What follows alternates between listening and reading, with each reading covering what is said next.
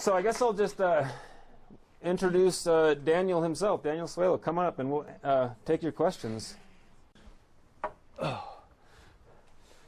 Let's see.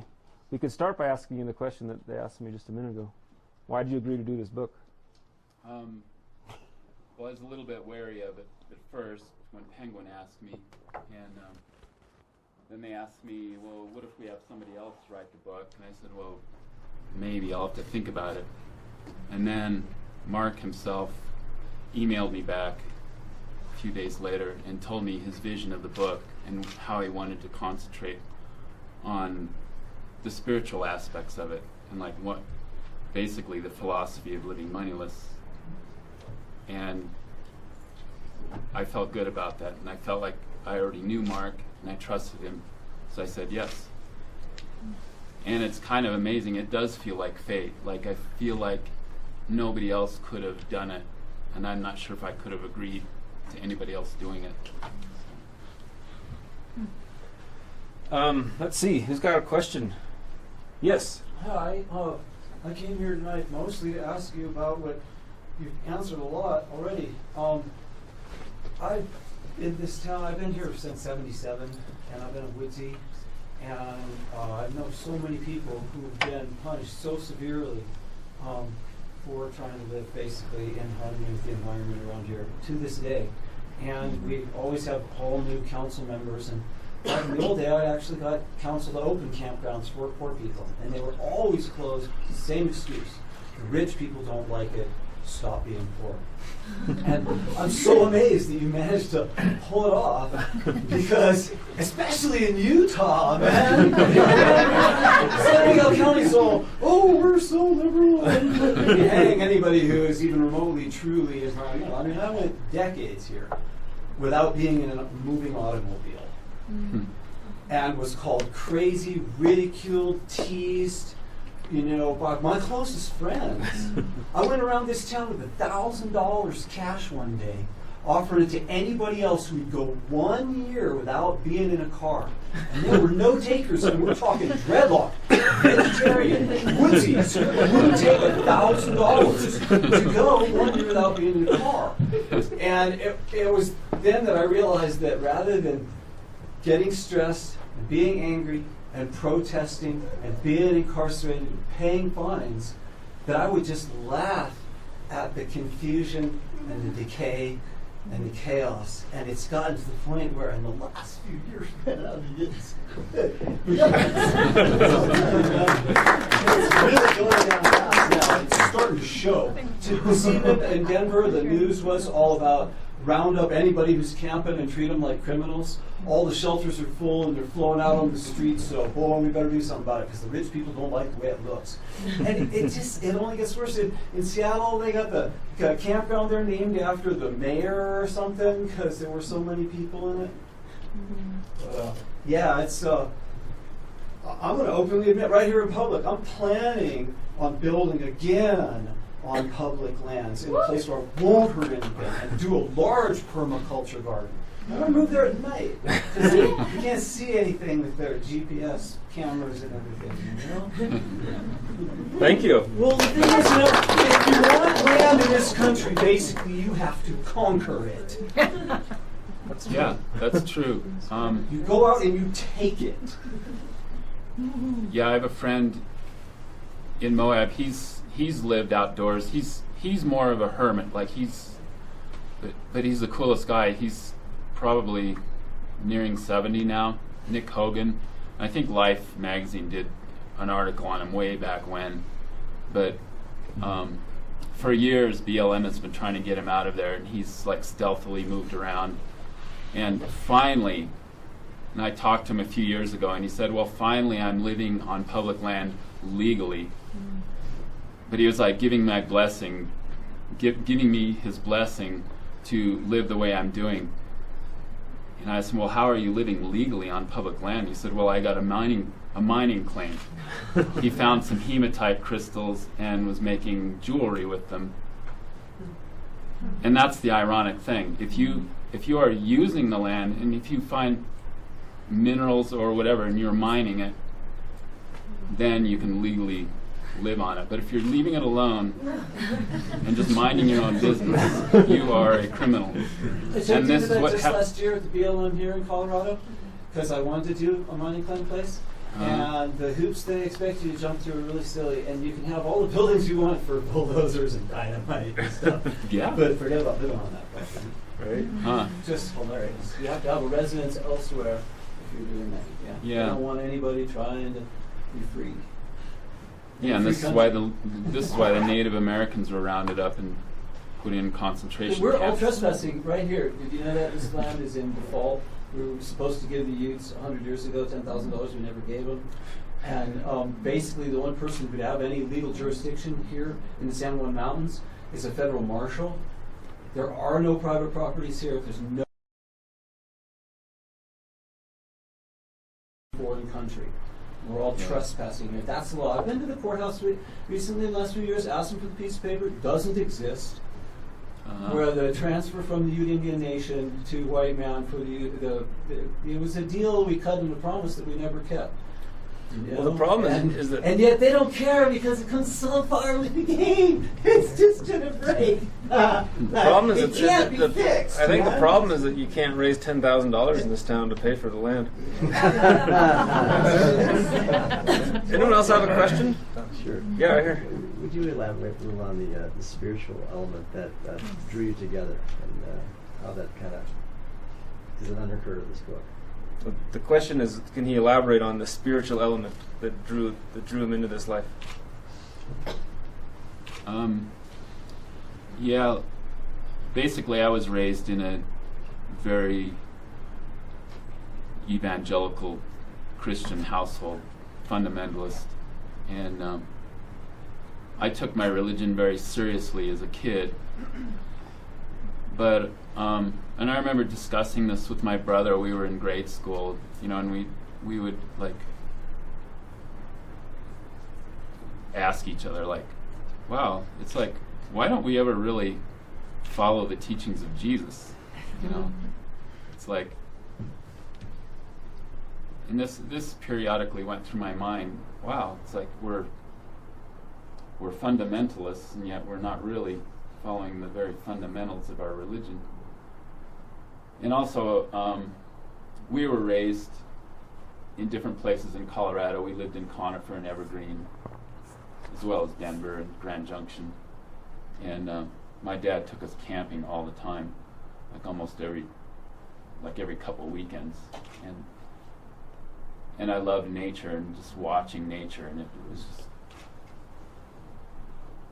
the dichotomy between nature and commercial civilization was so apparent in my mind.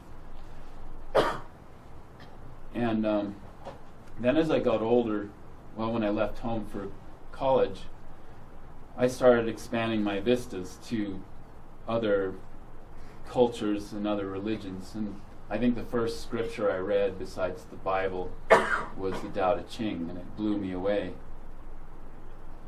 The similarities between that and the core of Christianity. I felt like if you stripped away all of the trappings of Christianity, you would have the Tao Te Ching, you would have Taoism.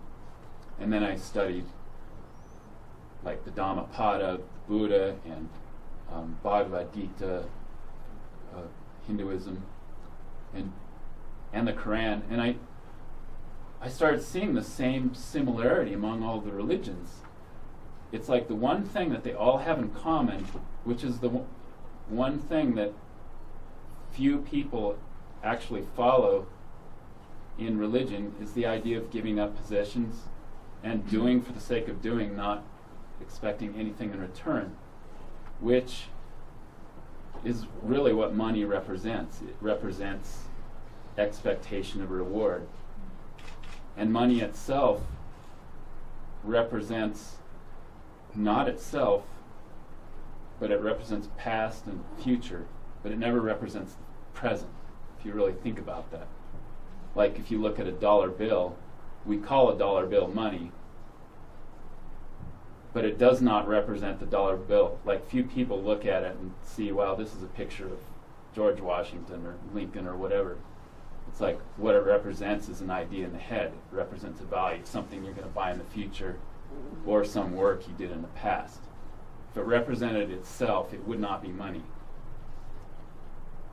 And thinking about money, it's like, what is money? It isn't the dollar bill. It isn't a piece of paper. It isn't a coin. It isn't even a blip in the computer. It's purely a belief in the head. Even the word credit means belief. The root, credibility, creder, creed. And then it dawned on me, yeah, creed. Money is a creed. It's a religion. And it's the most common religion in the world that most all adults believe in.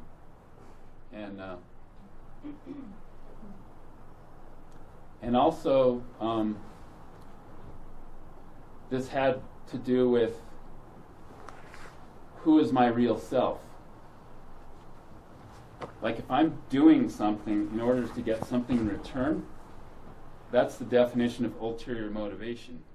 I'm not being real. If I'm doing something for you because I want something else, I'm not being real with you. And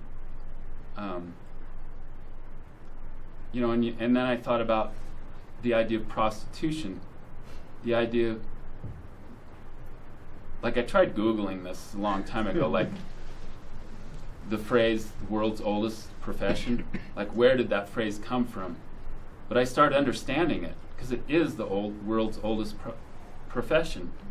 It's really the only profession in the world. And prostitution is the most honest profession there is, because you see it for what it is. You are doing in order to get money, and everybody knows it. The love isn't real. We do it all. What's that? We do it all. We all do it. We Yeah, all do it. exactly. We all do it. Yeah, exactly. And I was, as I got older, like in the 90s, I worked social work. And one of the rules of social work was, okay, the rules of professionality are that you don't have personal relations with the clients. You have relations with a client until 5 o'clock. Then when the bell rings, no more. It's like you meet them on the street and you pretend like you don't know them or just an acquaintance. But before then, you can, show them compassion or whatever. And that's what I did. And by 5 o'clock, I was too exhausted anyway to have any relations with anybody. And I'd walk home. In Denver, I lived in Denver at the time, and I'd walk home and I'd walk through one of the worst parts of town, and I'd see some of my clients. I'd see other homeless people, and thinking in my head, fuck off. I've been helping people like you all day, and I found that I actually hated homeless people. And then I would get home. I'd get to my apartment, and my neighbor would knock on the door and, hey, you want to hang out, have a beer or whatever? And I said, no, I'm too tired. I just want to watch TV or go to bed or whatever. And and then I was going through severe depression also, and I thought, one day it dawned on me, wow, I'm loving everybody but my neighbor. Especially like literally my neighbor coming over. I thought, wow, I don't have the capacity to love my neighbor. I'm loving people I'm paid to love, and also I was sending money overseas to different, I was like proud of that. Sending money to save the children or whatever. And thinking, wow, I'm just loving everybody except my neighbor. And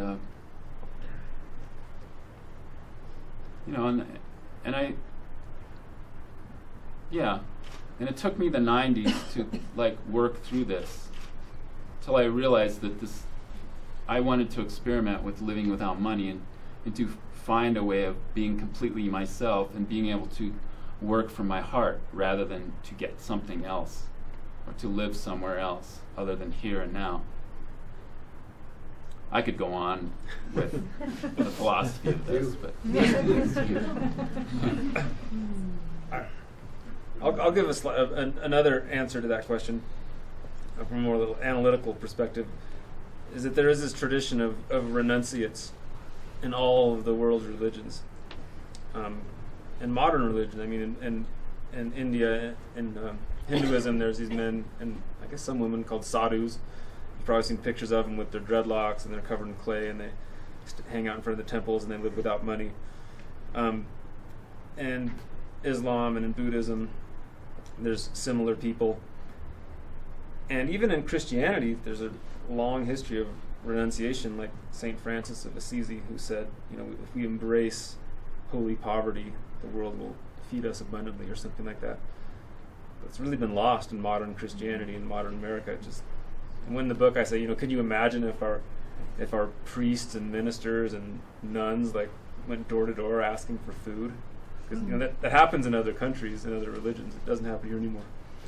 But anyway, Suelo spent some time in India with sort of studying Hinduism, and some time in Thailand in a Buddhist monastery, which is kind of where he got all of these ideas synthesized. Yes? I just think that's interesting because my mom has a Buddhist monk sister, and she's all about donating to the local temple and going to certain festivals and giving out donations to those institutions.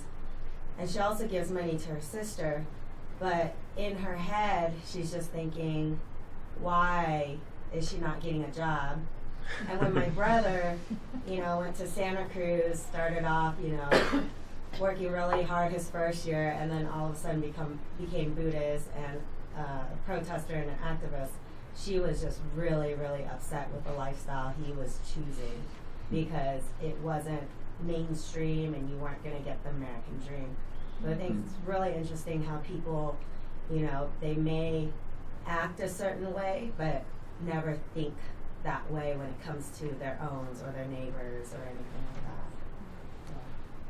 Yeah, it's interesting. Well, I would like to clarify that I don't want to discourage people from, I don't think money is evil, and I don't want to discourage people from donating to different causes. But if it's substituting for loving our neighbor who's in our presence, then I would question the motivations of that.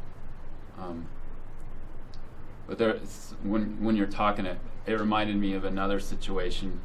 I was with my friend Satya. He was ordained a Buddhist monk in Japan, and we hung out together. We traveled together a little bit in California,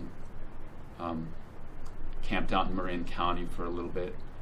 But one day we went to, I forget, we went into some shop. It was a Buddhist artifact shop, and went in there, and Satya just started talking to the proprietor of the store, and she asked us what we were doing, and we told her, and she said, well,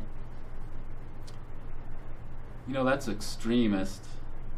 She said, we need to take the middle way between extremes, and you guys are living an extremist life. And and then Satya said, well, that's interesting, because the person who coined the phrase, the middle way, said it's the middle way between extremes. That was the Buddha, and he lived without money and possessions. So maybe we should rethink what does it mean? What does extremist mean? And I thought about that more after that. I thought, yeah, is a bird an extremist? A bird has no money and possessions. Is a worm an extremist? A dog? And I thought about that. I thought, this is not about asceticism. It's not about self-torture. And they're both really the same. Like, if we take less than we need, we're an extremist. If we take more than we need, we're an extremist. I feel like the secret of life is taking only what we need in the present moment. And that's the path of joy. And if I'm taking more than I need, I'm an ascetic. I'm living in fear. I'm building up a shell of fear around myself. Like, wow, I'm not realizing the abundance of the universe. And same way, if I'm taking less than I need, it's not about self-torture. It's just about living like Jesus said, birds of the air. His Holiness the Dalai Lama says, happiness is a decision, not a possession. Exactly. Yeah. I want to read just like 2 paragraphs here because someone at every time we read is sitting there going, yeah, but the guy just drove here in a car and there's money to put gas in the gas tank, and how is that any different than using money? I mean, that's what I'd be thinking. So I'm just going to read 2 paragraphs here that kind of brings us into that whole area. Wait a minute, isn't Suelo just kidding himself? Is there really any difference between accepting a room in a church and a room in a homeless shelter?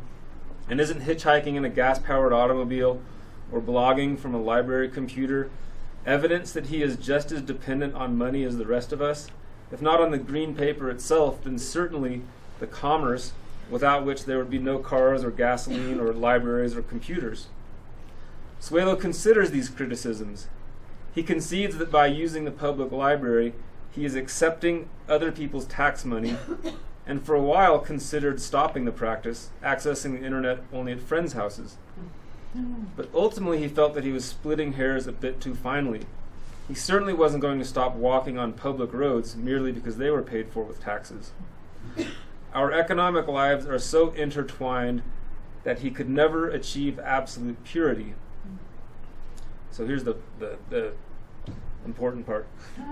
His intention is to give freely what he has without expectation of return, and to accept without obligation that which is freely given by others. Yeah, I think I would add to that too that It's too late. The book's already published.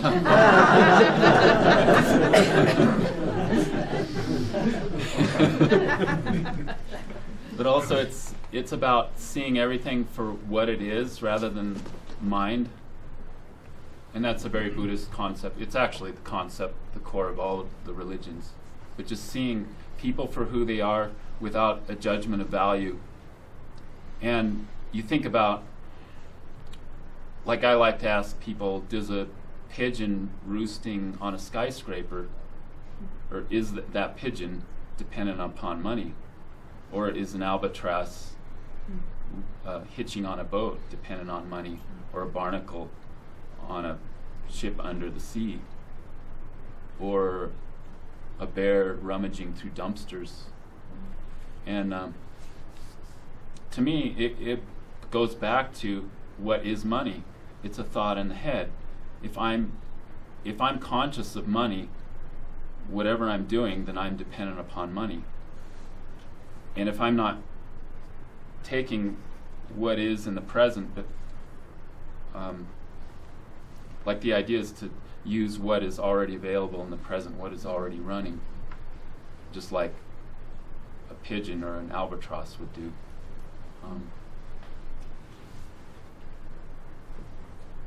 I'd like to point out that I think for other people to get where you are, they need to start with what's so completely outside their whole paradigm concept. That just start by using less money, using less stuff, and just see how much you really need. People use the word need in place of want a lot of times, and what they really need to decipher is those things, and you'll find out you need almost nothing. There's the George Carlin skit about having your big house in your car, and then you take a vacation and you got it in a suitcase, and then you go for a day hike and you got a little knapsack in your lunch, and you sit down on top of the mountain and you go, wow, this is really all I need. You know? Yeah. Well, let's see. I had a thought and I lost it. I was talking about getting to no money by first going to less money. I feel like this isn't beyond reach for anybody. Like I feel like everybody already lives without money. Like every day, every time we do something, expecting nothing in return, just out of the instinct of our heart, we are living without money and we are an anarchist. That's like a phrase I've heard, like everybody's an anarchist at heart. Our families work that way, our friendships. It's like we're always doing, whether consciously or subconsciously, accepting freely and giving freely. And I feel like if we cultivate what's already here, not thinking of some future utopia, some future moneyless society or past Eden, but cultivate what's already here,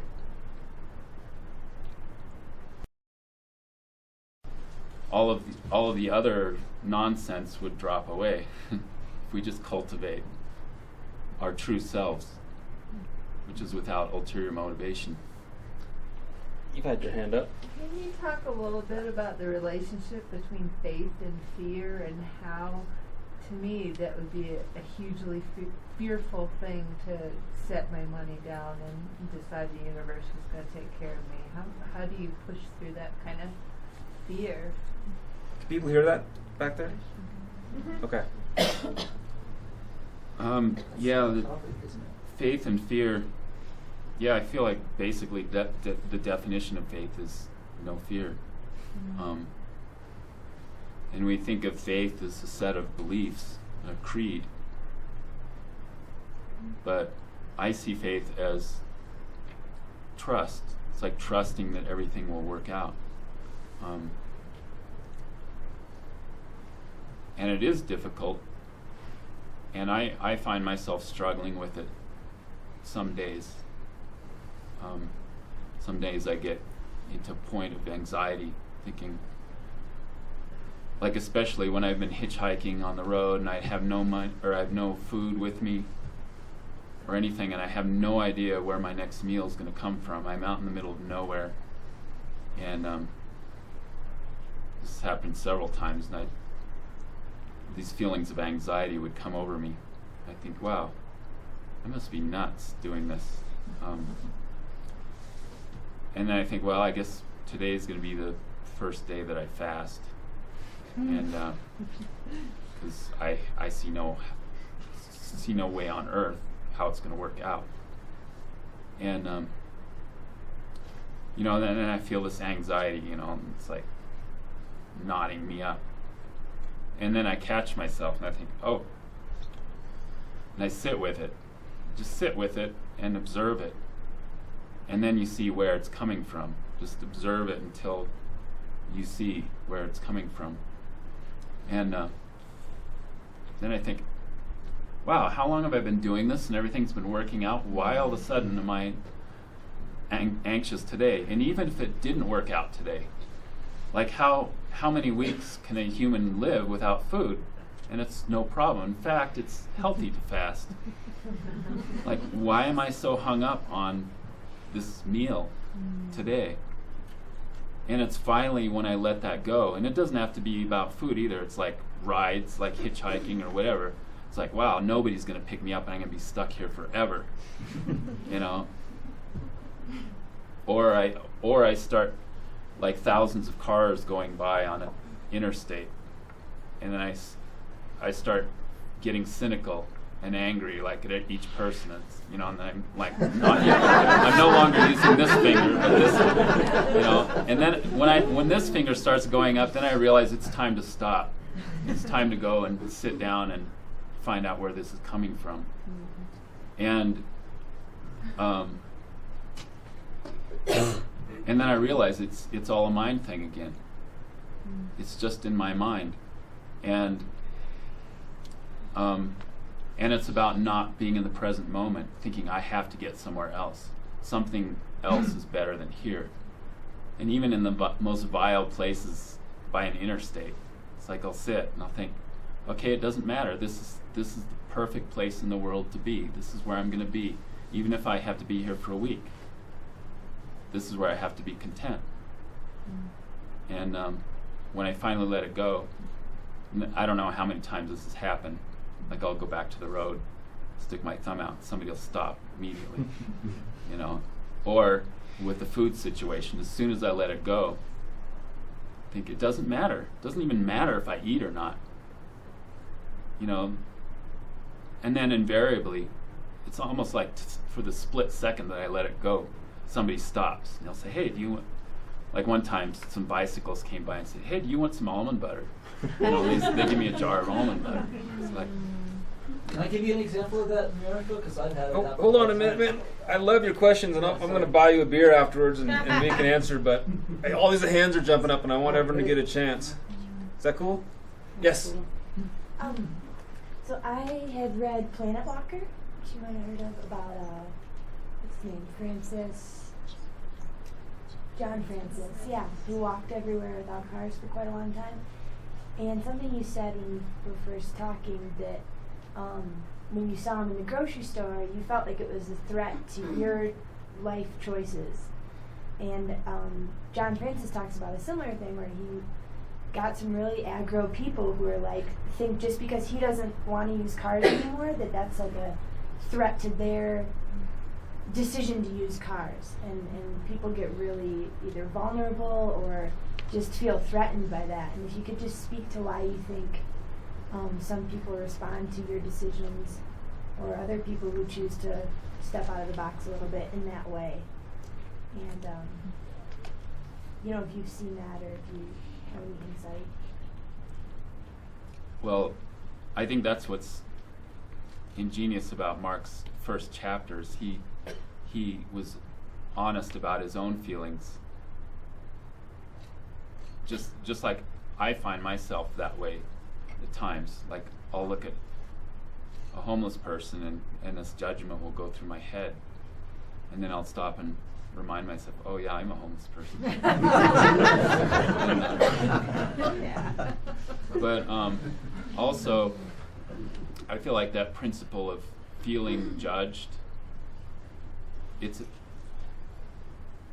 is like a mirror to ourselves. Like, if you're at like alcoholics who are in denial might feel judged by someone who refuses a drink, or somebody who eats meat might feel threatened by a vegetarian.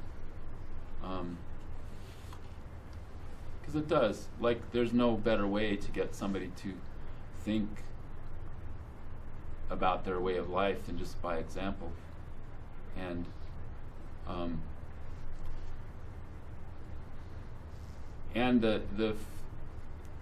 the phrase judge not that you be not judged, when you think about that, it's really profound. It's like to judge and to be judged are one and the same. Like, if I feel like somebody's judging me, I'm judging them to be judging me. They might not have an inkling of judgment in them, but if I feel judged, maybe it's me judging myself. And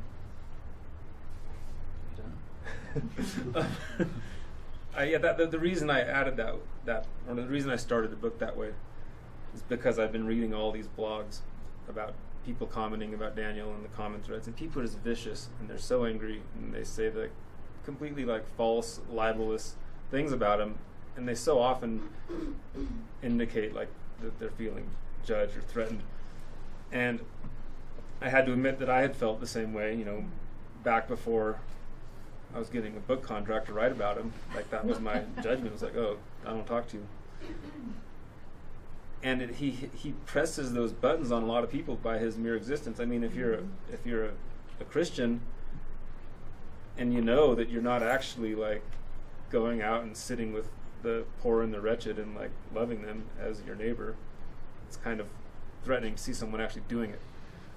Or if you're a good tax-paying liberal, and you know that your tax money is going into the bureaucracy and coming out the other end as a food stamp for someone in a different state, you know that you're not really giving from your heart to that person. It's not like you got to invite the person in your house and feed them. And so I think hanging out with Daniel, you become aware of that. Or for that matter, if you're a conservative who's I don't believe in government. I want small government. I want the government out of my religious affairs. I don't want to have to be forced charity. And then here's some guy saying I don't believe in government at all. And I mean, how many conservatives are really going to say, okay, this is what we should do then, is all go live in caves and not have government? So it causes people to realize the sort of middle of the road of their beliefs. It caused me to realize that. It caused me to realize, wow, I've been talking about Thoreau and Gandhi for my whole life, and here I am just like in my little castle. Who's got another question? Ooh, you. So you've gone through this process of like renouncing money in this monetary system. But what about like on like a philosophical level of like something of a time bank or a barter system on like large scale society? What are your thoughts on how that could function within like society? Yeah, I think those are like anything, any alternative that gets people thinking of a different way of living, I feel like is good. And there are time banks, like I think it was Estonia. I heard that it's even sanctioned by the government in Estonia. Somebody could correct me if they know. But this time bank thing is a big thing there. But bottom line, for me personally, I don't even subscribe to conscious barter. I would like to see us move beyond money and barter. I think it's a good step, but in my mind, they're the same thing.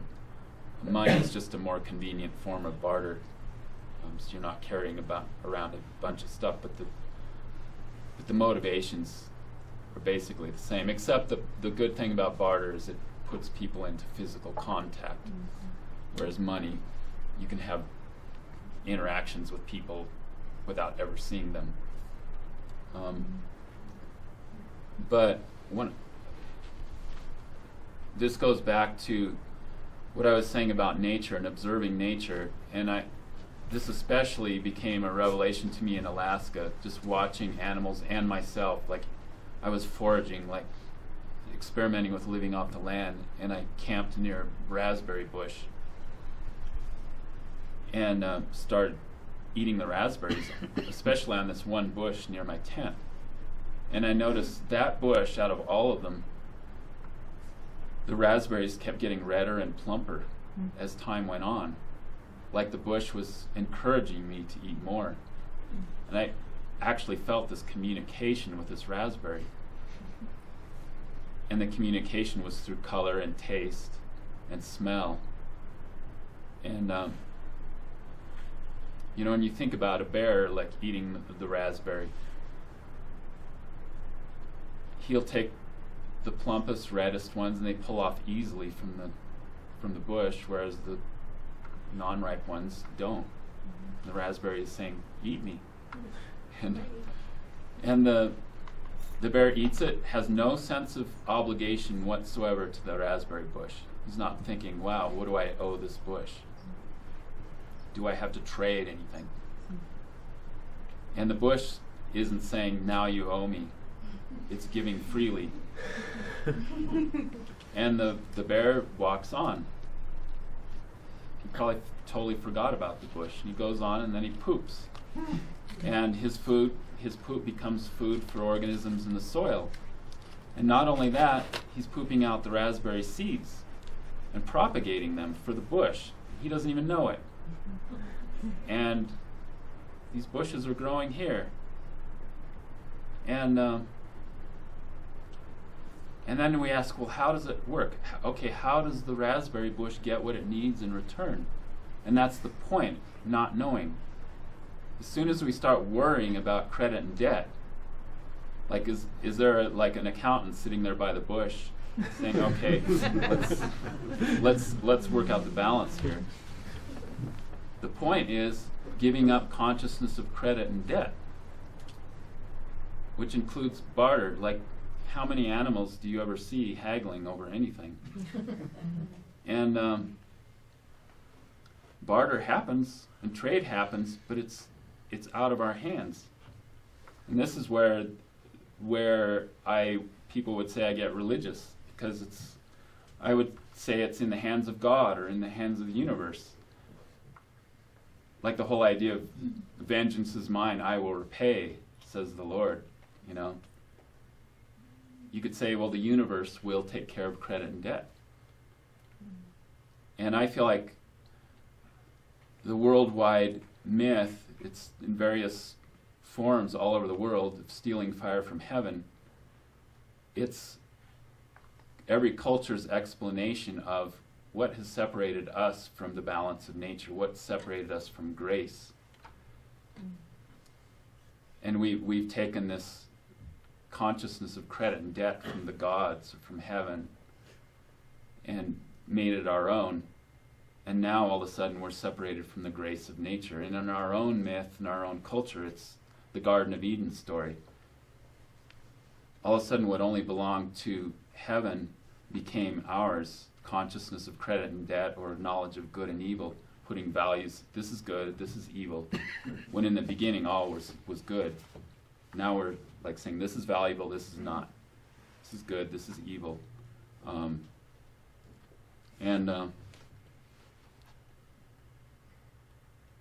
And you find this concept in the Bhagavad Gita, in Hinduism. You work without consciousness of credit and debt. Like the main theme of the Bhagavad Gita is to work renouncing the fruit of your labor. Don't even think about rewards, credit. And that, basically this is about credit, not really money. Money's just a manifestation of this concept, and that's ego. Whenever I do something for credit, whether it's praise, and they all come from the same kinds of roots, like praise comes from the word price, or they both come from the same root, price, and prostitution, and credit.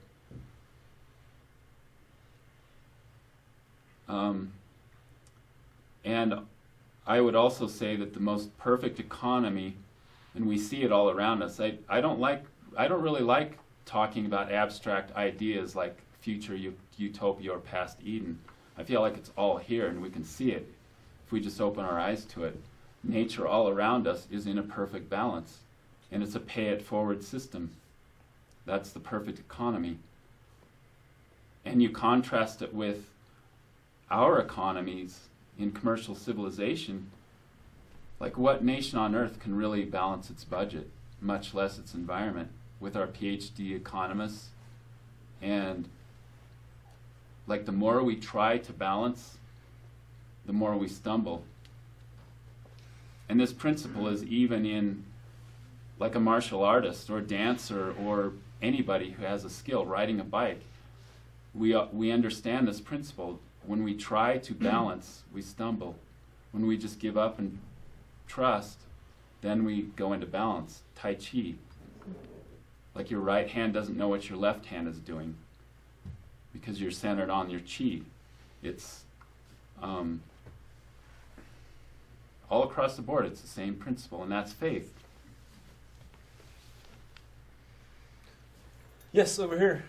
So, I understand your motivations for renouncing money and for your lifestyle. So many of us are built around money as our motivator.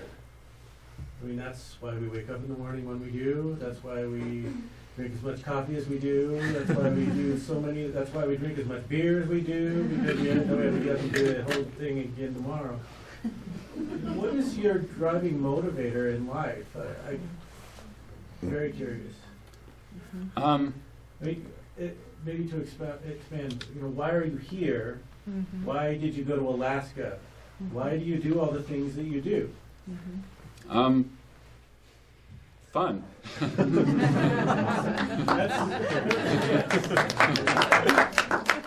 And it's the same thing that motivates children and animals. It's like you watch animals. We have this dichotomy between work and play in our minds. But you watch nature, not nature flicks on TV. You turn on the nature flick, and it's like civilization's propaganda, like, oh, it's a struggle for survival, and the music. It's like, oh, and that's what people thought about the hunting and gathering tribe, like the Dobie Kung in South Africa. For years, centuries, people would say, oh, these poor people, they're living in poverty, they sleep in the dust. They're scraping by for subsistence. They don't even have surface water in South Africa. You know, they're just struggling. And then finally anthropologists went in and studied them and found that they spend more time in leisure than any other culture on Earth. Like the average 2 or 3 hours of work a day. And even that's not an accurate statement because there's really no division between work and play. And then anthropologists compared notes like other hunting and gathering tribes around the world and found it was a similar pattern. And what's his name? Solons, he was an anthropologist. I think he wrote in the 60s or 70s a book about it, and one chapter was called The Original Affluent Society. And he was talking about hunting and gathering people are at a place where the top wealthiest supposedly are in our culture. You know, the gentleman class spends most of its time in leisure. And except that they don't have the stresses and anxiety that the people at the top have. You know, when you're maintaining money and possessions.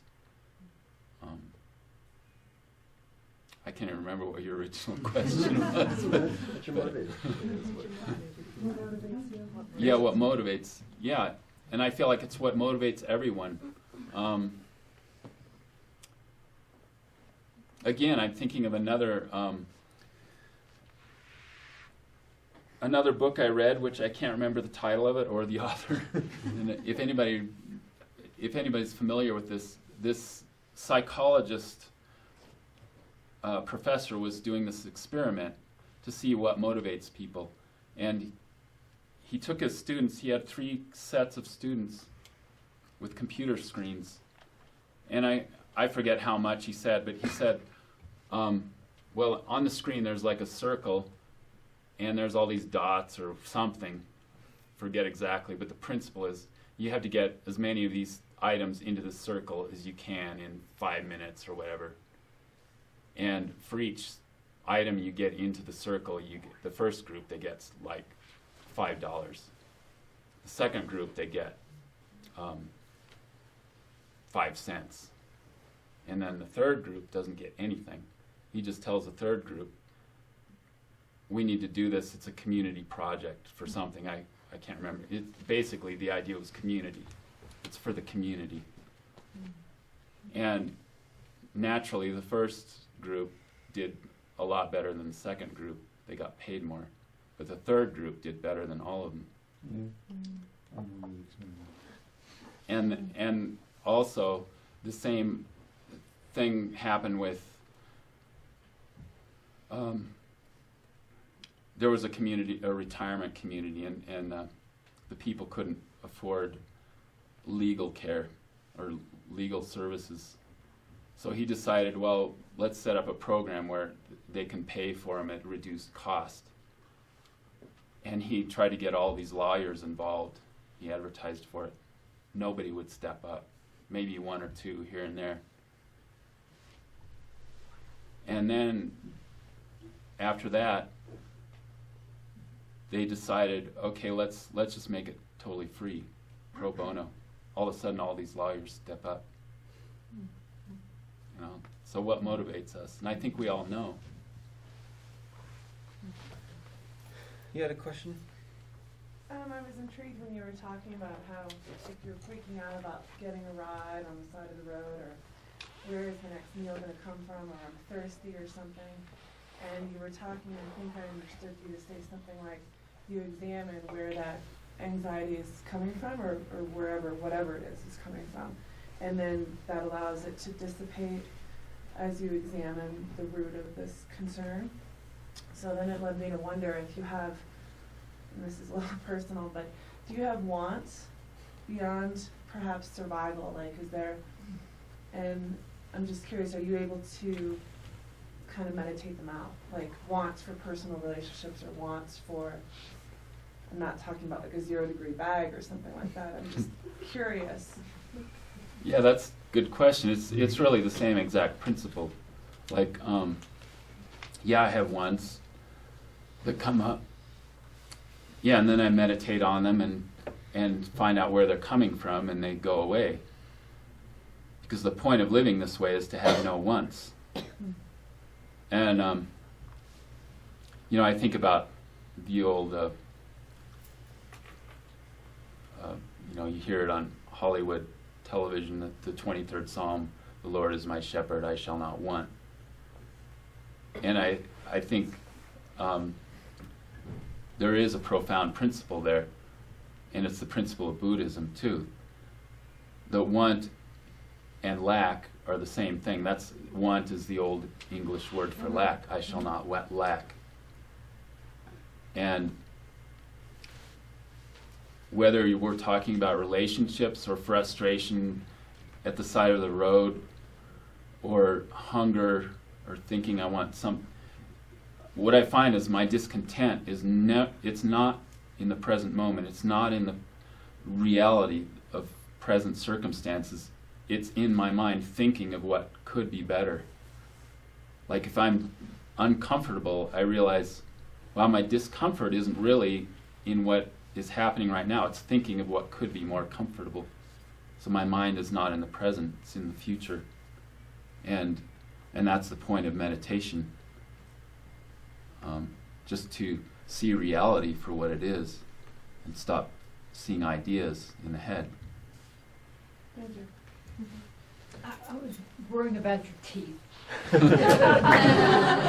too. And I was thinking, you're saying you recoiled when you saw the bad teeth, and I'm thinking that must have hurt.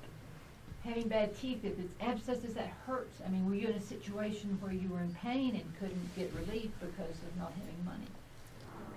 Well, actually, at that point, my teeth weren't hurting at all. I had broken teeth. I still do in the front.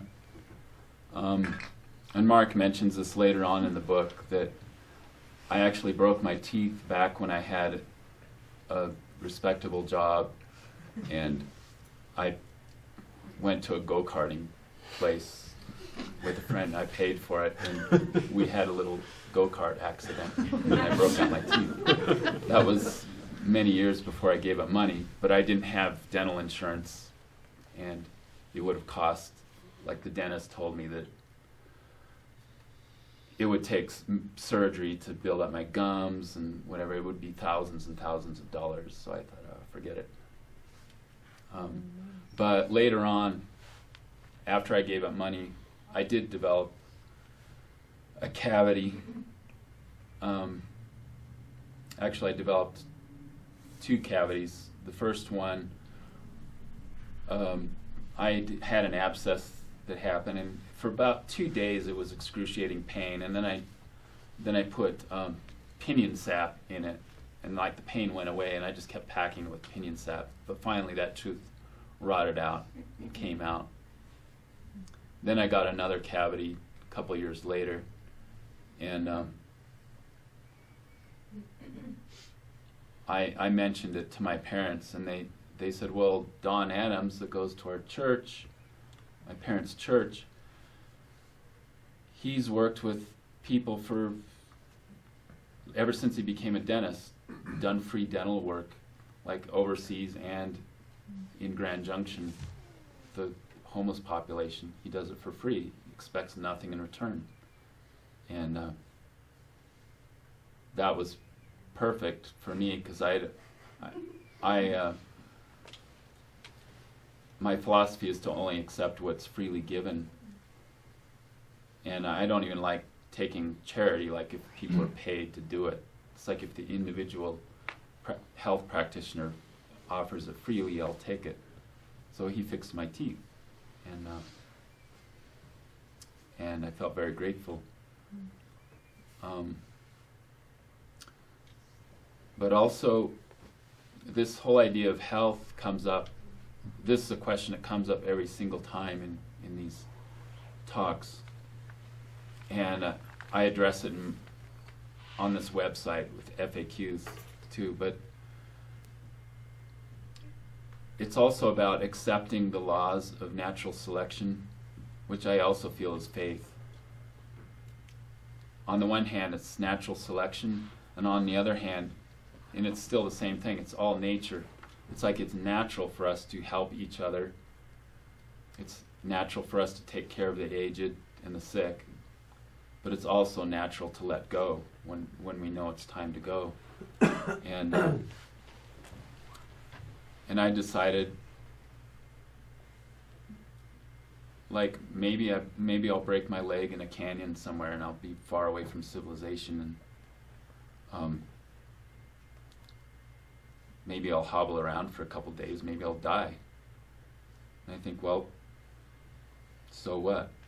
It's like creatures have been dying for zillions of years, and what did we do before money came on the scene for zillions of years?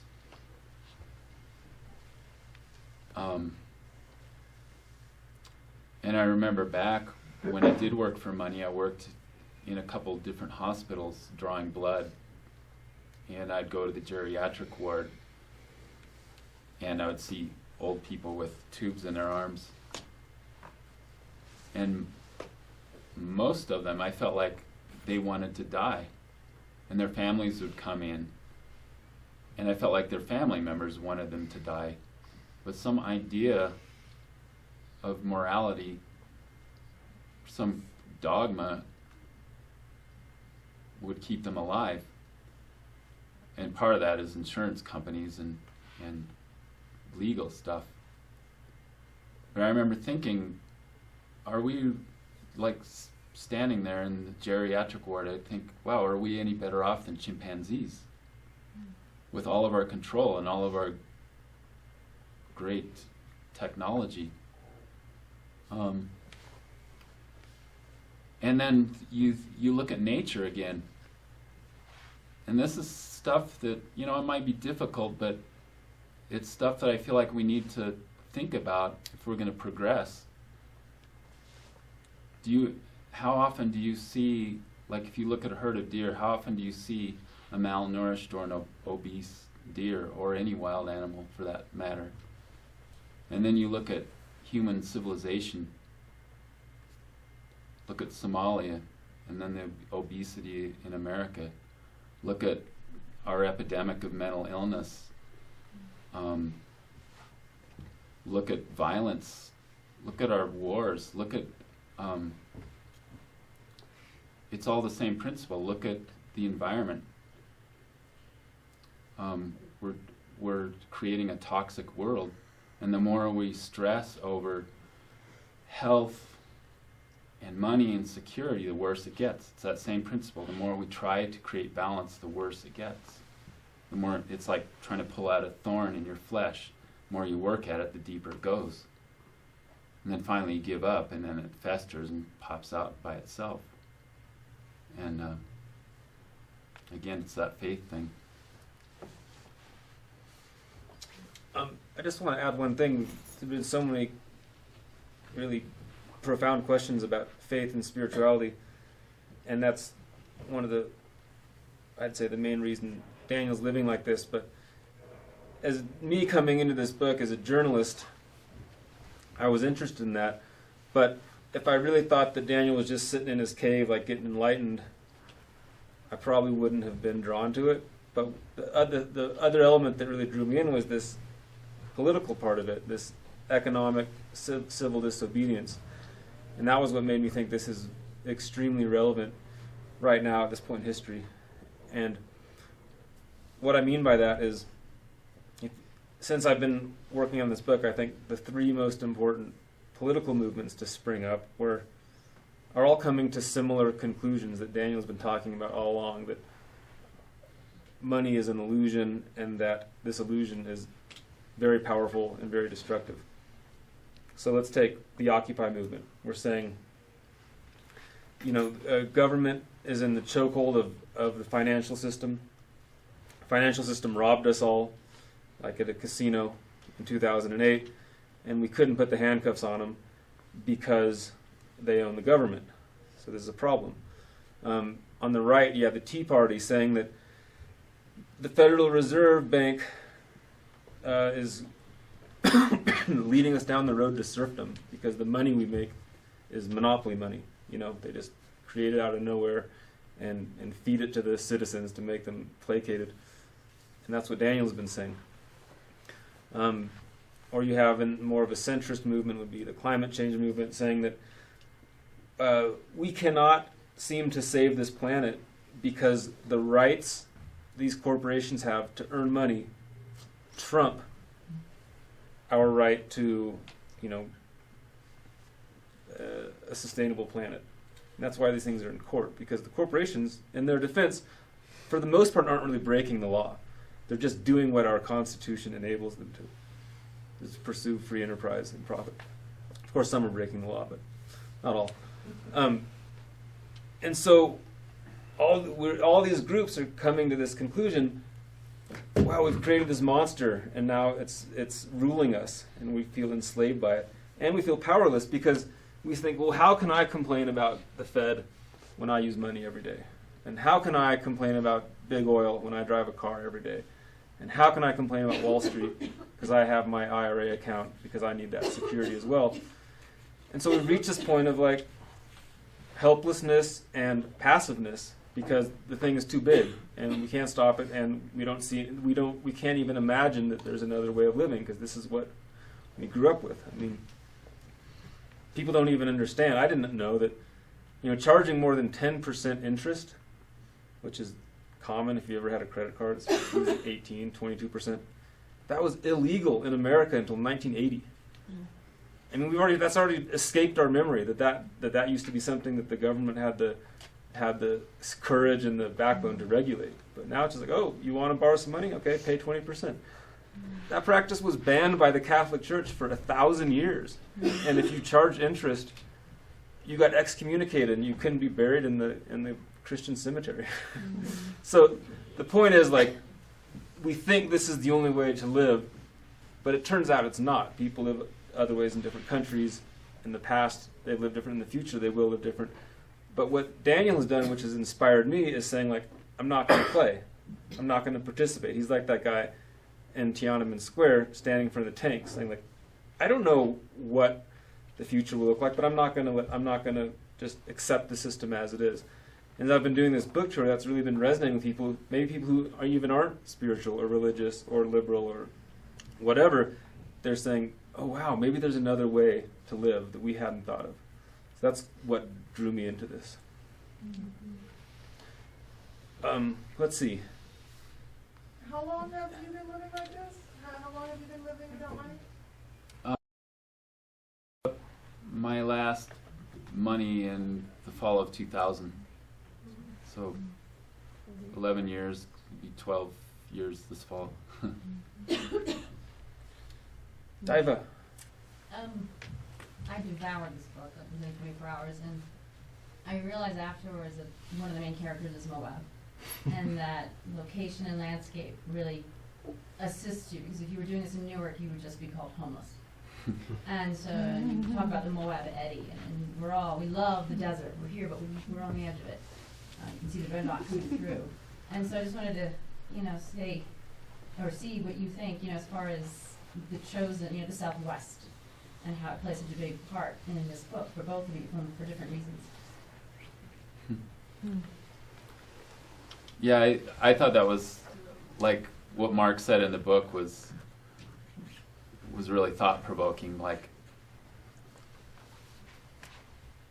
the major religions originated in the desert, and like if Jesus were up in the Northwest, he would be more concentrated on building a cabin and getting out of the cold, and we might not, same with the Buddha. But yeah, in the desert, like Mark was pointing out, the desert gives you a feeling of our own mortality and the impermanence of ourselves, and yet the vastness,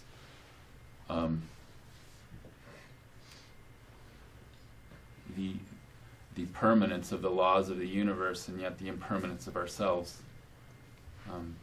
You might even be able to explain that better. I thought it was pretty cool. Well, you want me to? Yeah, sure. Yeah, I mean, like say, the landscape really invites spiritual seeking. If you read Ed Abbey, like the landscape is not a wasteland as it was thought of for a long time, but it's this sort of place for meditation, spiritual wondering, and feeling alive.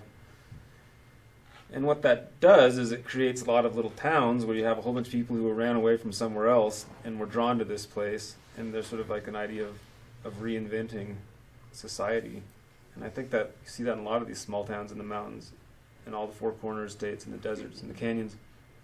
And in Moab, certainly. I mean, you have the town of everyone who's like left, for the most part, people have left somewhere else. They went on this quest, they landed here, and now they're building a new world. And the people, I have a whole chapter about this food co-op that started in the late 70s.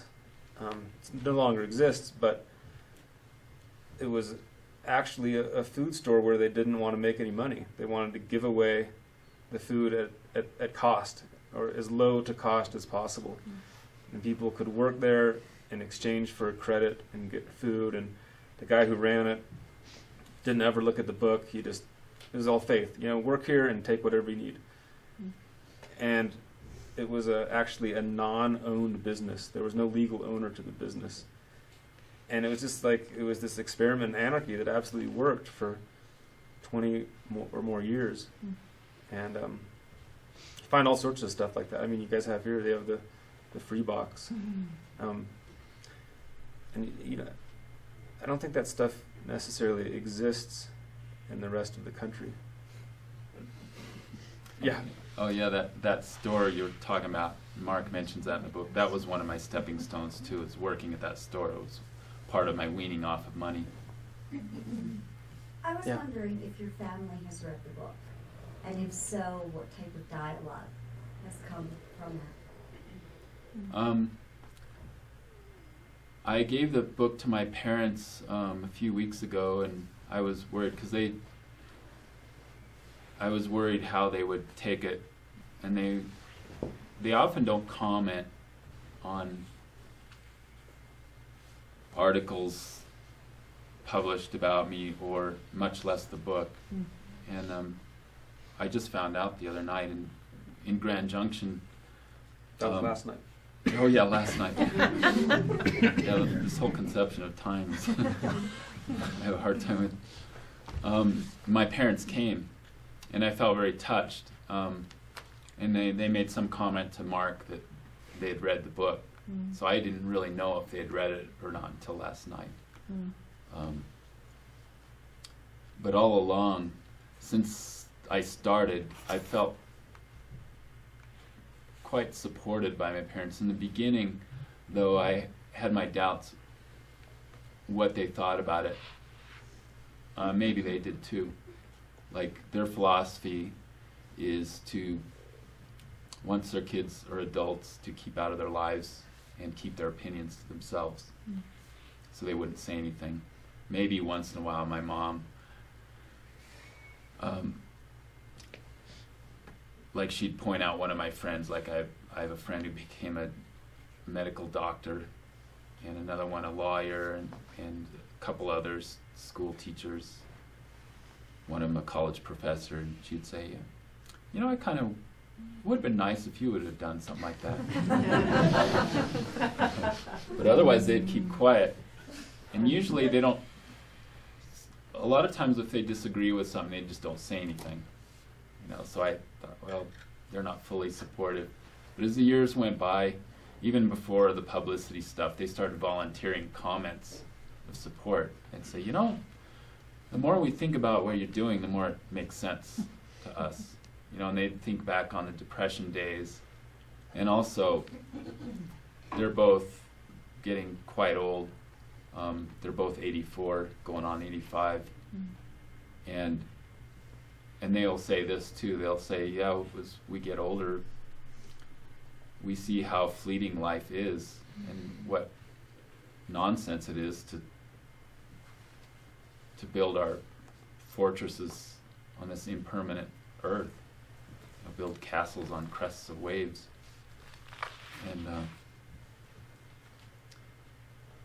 And a couple of years ago, I thought, well, maybe my parents are just saying that because they're trying to make me happy. I'm too far gone anyway, so why convince me otherwise?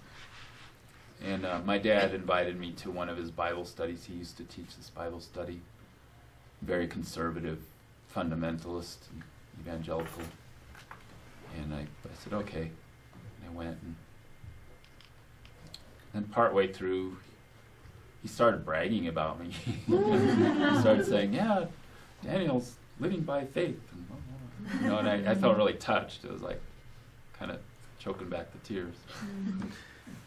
I was really afraid when I went to interview his parents, because I knew that they were very conservative, fundamentalist, and also like sort of religious right in their political beliefs. And I just assumed they were going to think that their son was a complete failure and like be really judgmental and disappointed. And as it turned out, coming from fundamentalism, it was actually Daniel's life made more sense to them than it would to, say, my parents, who are a little more secular, a little more like, hey, are you going to go to a good college and get a good job and be a success?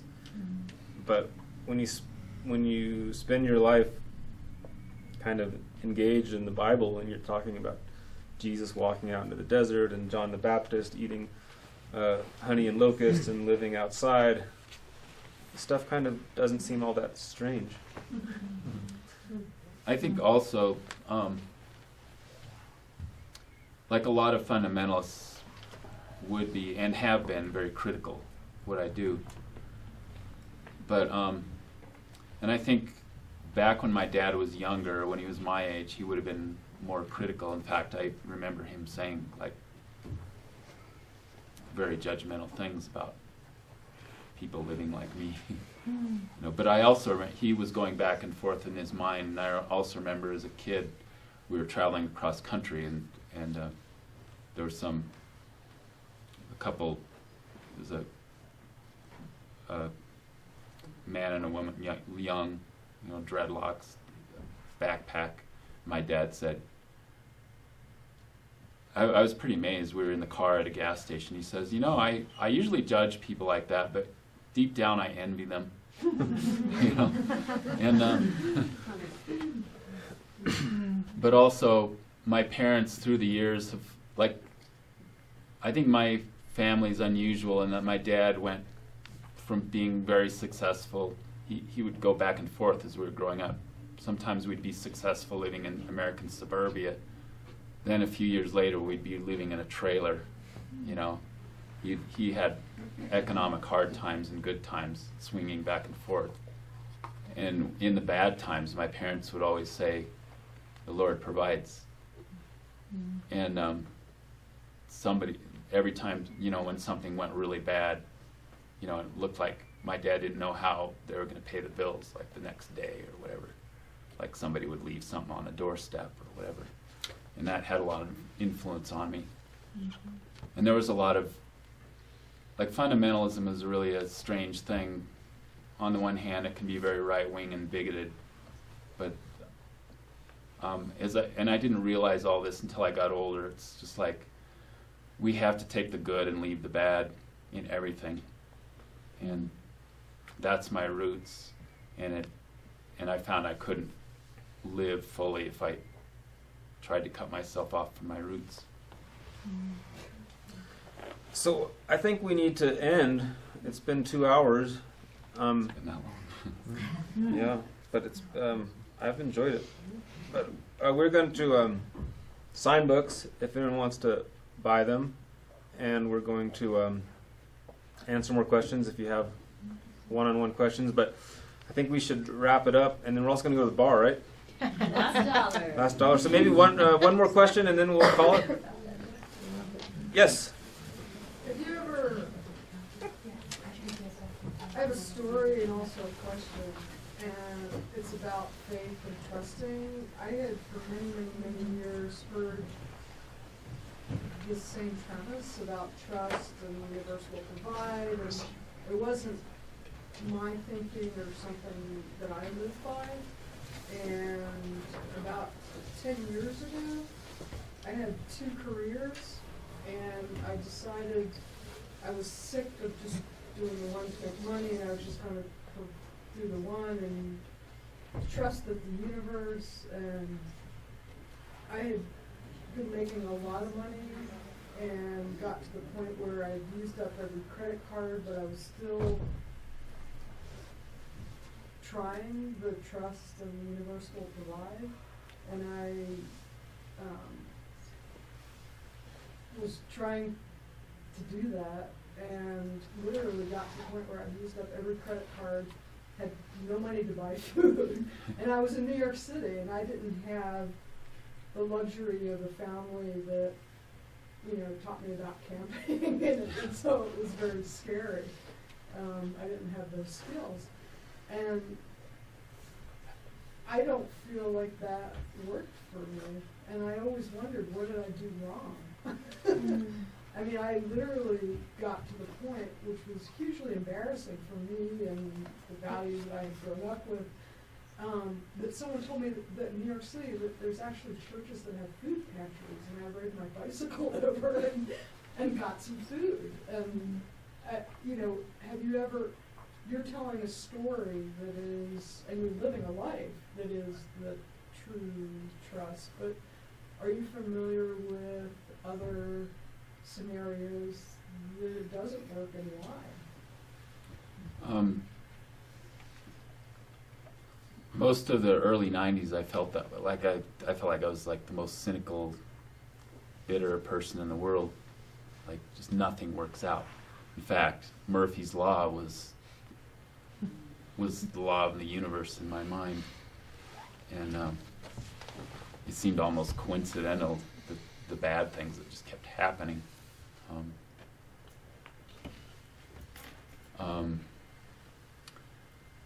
You know, and I felt like, wow,